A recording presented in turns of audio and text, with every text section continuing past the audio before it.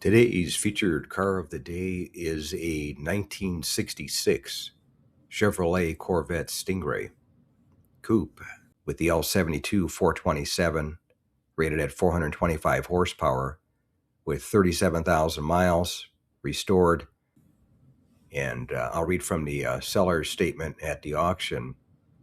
And the seller comments were: one repaint in original color, certified car, no hit body, original miles, and it shows 37,000 miles, and it bid to $81,000 but did not sell at my local classic car auction in Palm Springs, California.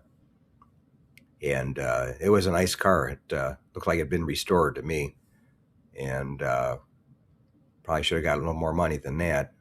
But the 66 was the only year that they had the L72 427 engine, which is what this one has, rated at 425 horsepower.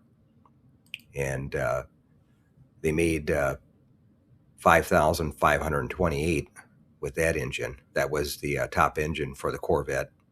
In next year in 67, they went to the L71 with the tri-power, and that was rated at 435 horsepower.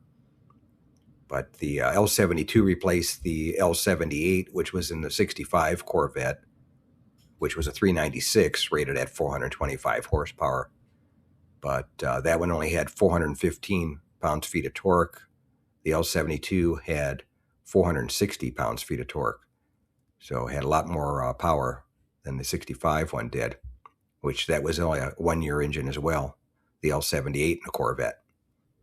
And as far as production numbers for 66, that was the best-selling year of the C2, second generation of the Corvette, which went from 63 to 67.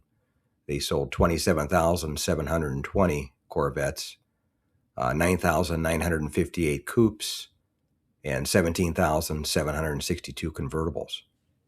Thanks again for watching. I appreciate it. And by the way, here's a couple of videos of the 700 plus videos that I have on my channel, Car Finder.